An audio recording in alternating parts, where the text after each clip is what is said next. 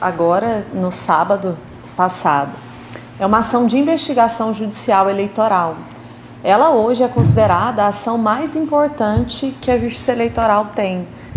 Depois da lei da ficha limpa, ali em 2010, essa se tornou uma das ações mais importantes. E ela tem um fundamento no artigo 14 da Constituição e também na Lei Complementar 64. Qual que é a razão dessa ação judicial? É dar maior lisura ao processo eleitoral, dando uma especial proteção à soberania popular. Então, a gente visa tentar prestigiar a moralidade administrativa e toda a lisura do processo eleitoral. O que aconteceu no sábado? Houve uma denúncia através de uma ação de investigação eleitoral. Essa ação é uma ação civil. Os comentários, às vezes, que estão percorrendo aí na cidade, como se fosse uma ação criminal, ela não é. Se ao final for percebido que houve algum crime eleitoral, isso é remetido para o Ministério Público e aí sim vai ter início a um processo criminal eleitoral. Mas não é o caso neste momento aqui. Então, o que aconteceu? Essa é uma ação que qualquer partido, coligação ou candidato, ou até mesmo o Ministério Público, pode trazer à Justiça Eleitoral fatos que ele entende que houve violação de alguma das hipóteses ali legais. E o que aconteceu neste caso específico? O candidato Thomas, que faz parte da coligação União e Inspiração por Veranópolis, ele ingressou com essa ação de investigação judicial eleitoral em face do candidato Cristiano, do vice-prefeito, do Moisés, que até então era representante da coligação, e da Rosimeire, que é uma candidata a vereadora. Então, foi uma ação proposta entre a União e Inspiração por Veranópolis contra Veranópolis que sonhamos e queremos. Isso é o que nós temos hoje. Qual que é a informação que foi vinculada nessa ação? A compra de votos. Então, o fundamento dessa ação, segundo o candidato Thomas, é uma captação ilícita de recursos. O que ele fundamentou na ação, e isso é tranquilo falar aqui, porque eu acho que a população teve contato antes mesmo de eu conseguir analisar todas as provas. São algumas conversas de WhatsApp que se tornaram totalmente públicas, divulgadas no Instagram, no WhatsApp. Então, foram algumas conversas de WhatsApp. Essas conversas que foram trazidas à Justiça Eleitoral, elas foram entre um eleitor específico e o candidato a vice-prefeito. Nessas informações, nessas conversas, não teve nenhuma comprovação de nenhum tipo de depósito ou transferência bancária via Pix, nem nada disso. E também tiveram conversas entre o Moisés, que era o representante da coligação, hoje não é mais, a Justiça Eleitoral foi formalmente comunicada que ele foi afastado das suas atividades, o Moisés, e agora está o advogado Caleb no lugar dele. Então, o que a Justiça fez até agora? Foram feitos alguns pedidos liminares. O único pedido liminar deferido foi a apreensão do celular do Moisés, porque foi o único que veio ali liminarmente com prova de algum Pix realizado em nome de um suposto eleitor. Então, o celular está apreendido, está na sede do cartório eleitoral, vai ser enviado provavelmente à Polícia Federal ou à Polícia Civil para análise dos dados que a gente solicitou ali. E o que aconteceu? O que sobreveio hoje? Um outro vídeo desse então eleitor que teria conversado com o candidato, com o candidato a vice-prefeito, não teria obtido ali o valor que ele queria. Então ele alega que ele procurou o candidato Thomas, ele cita os nomes, que foi o candidato Thomas, o vice-prefeito e o advogado dos candidatos e a vice-prefeita, né, que acho que a capitã não é falei o gênero errado. E ele cita que foi lá vendendo essas informações. É um crime eleitoral receber qualquer tipo de valor. Então, eu encaminhei esse processo, esse vídeo, formalmente ao Ministério Público, que provavelmente nos próximos dias vai tomar providências. Então, assim, nós temos uma ampla investigação que vai ser feita, tanto dos atos praticados, denunciados nessa ação, com tanto dos atos noticiados nesse vídeo recente de hoje, que já está com o Ministério Público. Então, a investigação realmente é ampla. A pergunta que eu acho que a rádio já tinha feito anteriormente é o que pode acontecer. Hoje a gente está na fase de respostas dessa ação que já foi intentada. Eu imagino que outra ação em breve vai ser intentada pelo Ministério Público em razão desse novo vídeo. Me parece que isso é o mais provável de acontecer, mas realmente eu não tenho como dar informações de algo que ainda não aconteceu. O vídeo também, todo mundo também já teve acesso a esse novo vídeo. Hoje, o que está correndo? O prazo de 5 dias para que a coligação do prefeito Cristiano, do vice-prefeito e da vereadora e do Moisés também, para que todos possam oferecer resposta. A gente vive aqui um processo que a gente fala de devido processo legal. Então, a gente recebeu uma denúncia e agora a gente precisa ouvir de todos aqueles envolvidos qual que é a versão dele desses fatos. Então, está nesse prazo. Antes aqui da coletiva, eu cheguei a pesquisar ali se teve alguém que já apresentou essa defesa. Essas defesas ainda não foram apresentadas. Ainda estamos no prazo de 5 dias. Depois isso vai ser remetido ao Ministério Público para ver se o Ministério Público tem alguma intervenção, algo que ele queira fazer. E em seguida eu vou designar uma audiência, provavelmente no prazo de 5 dias, para que cada um possa arrolar suas testemunhas. 6 testemunhas por cada parte pode arrolar. Eu tenho algumas que, se não forem arroladas, eu vou designar pelo juízo, que eu acho importante serem ouvidas.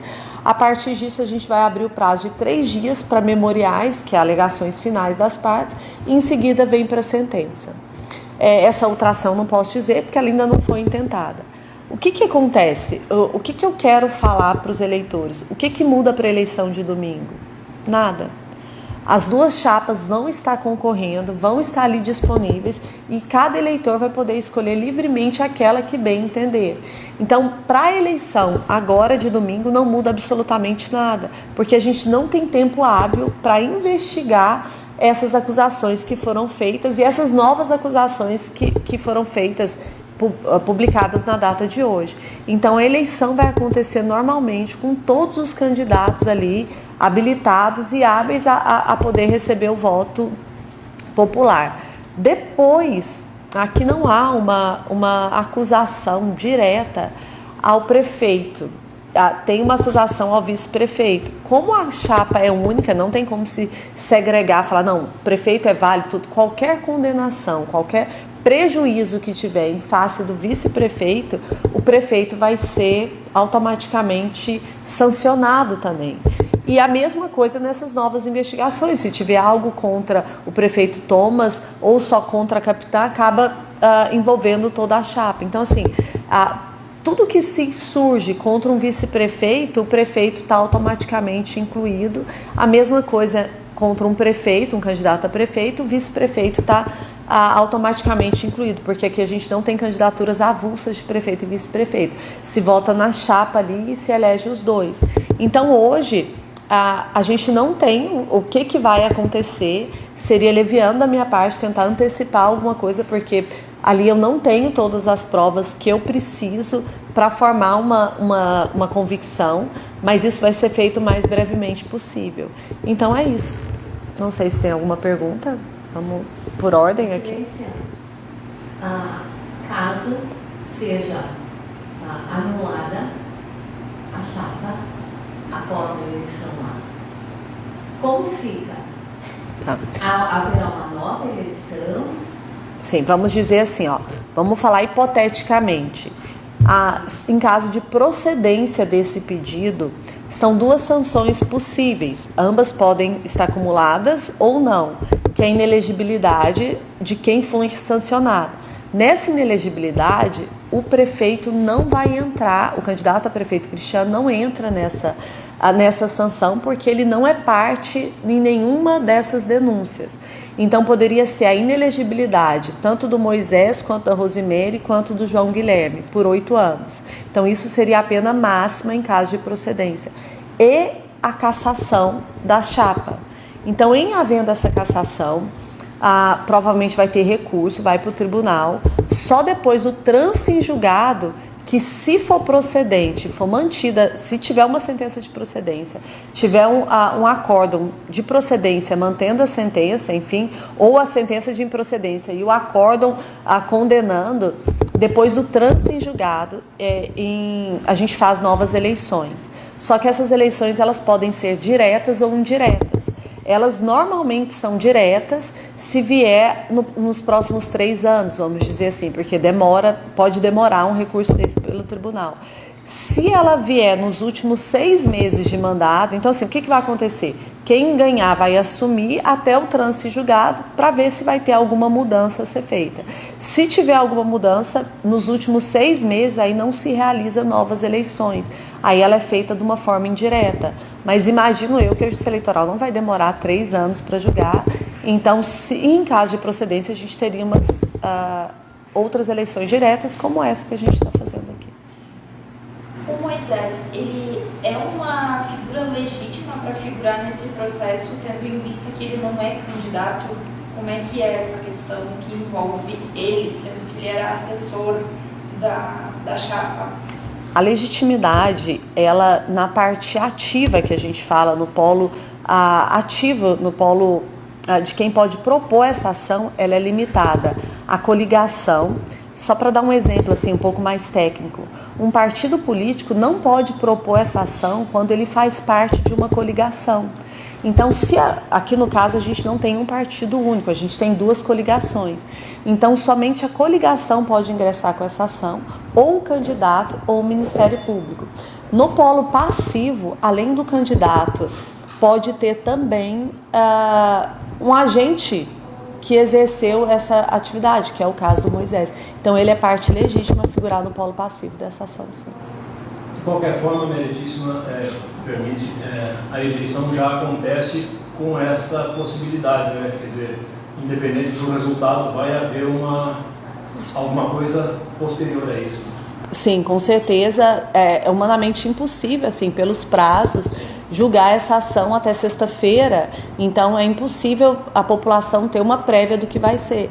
Ainda mais com essas novas denúncias que foram feitas hoje. Então, pode ser que vão ter um outro expediente ainda a ser julgado. Então, de toda forma, as eleições vão acontecer como estão e vai ficar pendente de julgamento essa ação aqui, que, como é de praxe aqui, todas as ações a gente julga o mais rápido possível.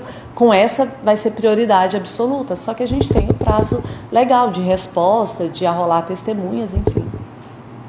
E só para a gente também relembrar, aqui na entrevista coletiva, agora estamos nos últimos dias, né? Tudo isso acontecendo nesses últimos dias pré-eleições. Tem algumas regras até a quinta-feira, segue tudo como está. Se pudesse nos explicar um pouquinho mais de como vai funcionar ali nos últimos dias, né? Antes do dia da eleição. A propaganda segue em vigor, né? A propaganda partidária, eleitoral, a propaganda política, ela está permitida até quinta-feira, até a noite de quinta-feira. Na sexta-feira, no sábado, a gente já não tem veiculação de propaganda no rádio e na TV. E assim, eu acho que é um pouco meio que de bom senso, assim.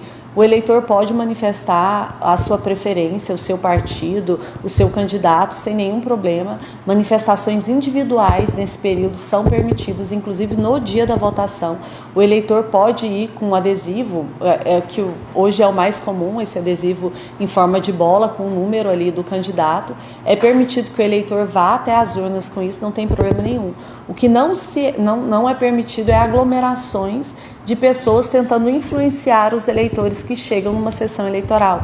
Então, distribuição de santinho ou qualquer tipo de passeata, carreata no dia das eleições é totalmente proibido. O que pode são manifestações individuais. Acho que é importante, né, meritíssimo, uma mensagem pacífica, né, para os eleitores e de incentivo para que compareçam também.